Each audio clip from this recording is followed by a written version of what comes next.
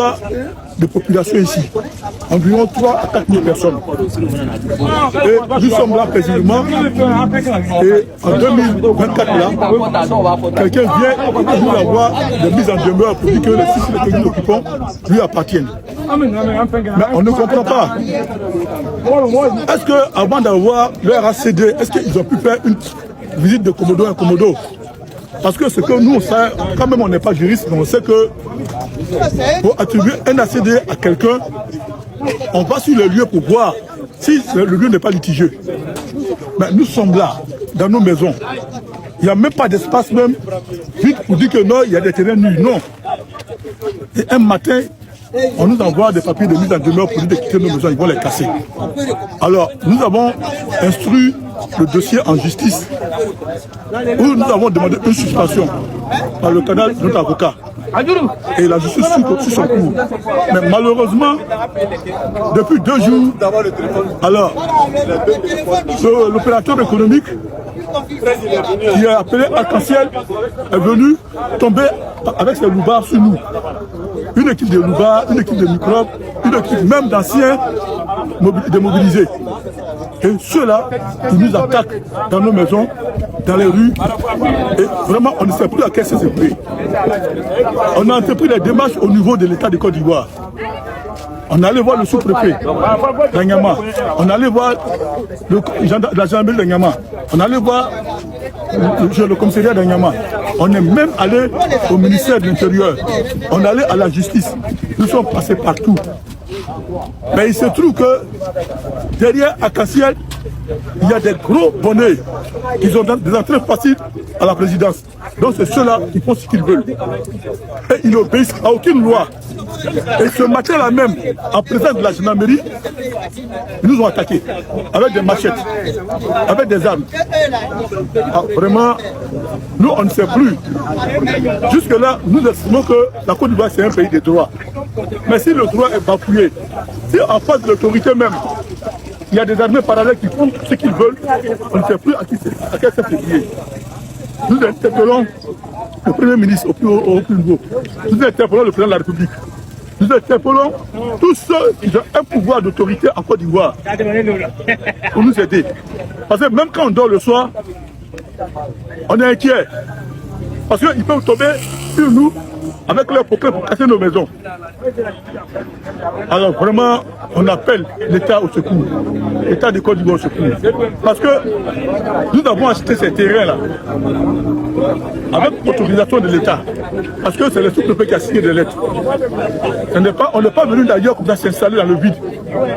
Or, quand l'administration a signé des lettres pour qu'on vende les terrains, si la même administration doit signer encore un ACD pour une autre personne, il doit avoir une décision qui annule les lettres. Mais on n'a pas reçu de décision qui annule les lettres. Alors nous ne savons pas à quel sert ouvrir. On a besoin de l'État de Côte d'Ivoire. Merci. Vous venez d'écouter. C'est triste, mais c'est la Côte d'Ivoire dans laquelle les Ivoiriens se trouvent actuellement. Cette Côte d'Ivoire-là où tu peux être dans ta maison et parce que un quelconque membre du RDR, ami de Draman Ouattara, et certainement entre guillemets Joule, peut aller casser ta maison et ça ne va pas aller quelque part. Parce que ce soit le maire d'Anyama, député d'Anyama, tout ça, c'est les mêmes personnes-là. Ils n'ont pas de sentiments pour les Ivoiriens. Ils n'ont pas de respect pour les pauvres. C'est comme si ils étaient nés tous ministres, députés, maires. C'est comme s'ils n'ont jamais connu la pauvreté. Ils sont arrogants à tous les niveaux. Ils méprisent les Ivoiriens comme si c'était, je ne sais pas si de quelle planète ils venaient. Ils se comportaient comme si leurs parents n'ont jamais été pauvres. Ils se comportaient comme si en Côte d'Ivoire, c'était comme, je ne sais pas, dans quel pays où il n'y a pas de pauvres. Parce que même en Russie, où tu ne trouveras même pas un chassé comme ça, de biscuits tombés à même le sol, où il y a des caméras partout, il y a des pauvres là-bas. Mais ces pauvres-là, on ne les dénigre pas comme vous le faites. Vous méprisez nos parents. Vous faites qu'ils vivent dans la quiétude. Vous faites que nos parents ne dorment plus. Vous voyez la vidéo. Quand on dort, on ne dort pas bien parce qu'il peut tomber sur nous la nuit pour casser nos maisons. Mais quelqu'un qui a sa télévision, c'est tout, c'est bien dans sa maison. On tombe sur lui à 5 heures pour casser sa maison. Il va où? Avec ses bagages. Où il dépose ses bagages. Comment il fait pour vivre après ça? Des gens qui ont accédé. Mais avant de venir casser leur maison, mais pensez déjà à les dédommager à coût de millions, à les dédommager en leur donnant des résidences secondaires, mais donnez-leur un endroit où ils vont partir. Vous mettez les gens dans le stress quotidien. Après, vous êtes étonné que ces gens-là aient AVC. Après, vous êtes étonné que ces gens-là se suicident. Après, vous êtes étonné que ces gens-là vous critiquent.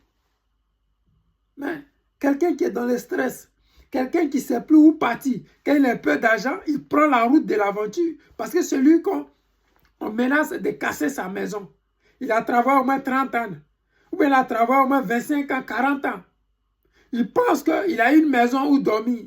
Il pense qu'il a un endroit sûr parce que quand il travaillait, il a cotisé, il a payé cette maison-là. Vous venez vous casser tout ça là. Supposons que vous dédommagez cette personne-là à hauteur de 2 millions. Qu'est-ce qu'on fait avec 2 millions à Abidjan? Quelqu'un qui a travaillé pendant 30 ans. Vous lui donnez 2 millions pour le dédommager. Même 1 million, ça ne peut pas faire un salon. Bon, imagine une maison plus un salon. Toute une vie passée à un endroit. Vous lui donnez 2 millions pour le dédommager. Qu'est-ce qu'on fait avec 2 millions? Mais le pire dans tout ça, c'est qu'il y a certains endroits qu'ils ont cassés. Ils ont donné 250 000 à ces personnes-là d'aller chercher maison. Sérieux. 2 millions là, ça ne peut rien réaliser. Imaginons 250 000, ça peut faire quoi? Dans la méchanceté que vous êtes là, ça vous étonne aujourd'hui que toute la Côte d'Ivoire ne veut plus vous voir au pouvoir en 2025. À part vous, et puis vos gouvernements de malhonnêtes là, qui croyaient qu'il y a 95% d'Ivoiriens qui vous soutiennent pour que Draman soit encore candidat. Moi, je ne vois rien.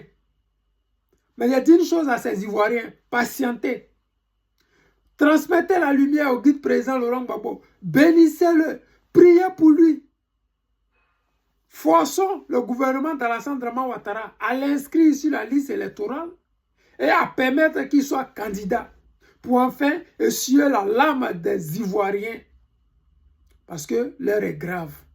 Le stress en Côte d'Ivoire, c'est devenu comme celui de l'Europe. En Europe, ici, les gens vous stressent au quotidien. Mais si en Côte d'Ivoire, où les gens sont censés vivre paisiblement, vivre dans le stress, c'est que c'est grave. C'est que c'est vraiment grave. Les amis, c'était le président Lota, l'ami des dirigeants qui se respectent. Je vous aime et je vous dis à tout à l'heure.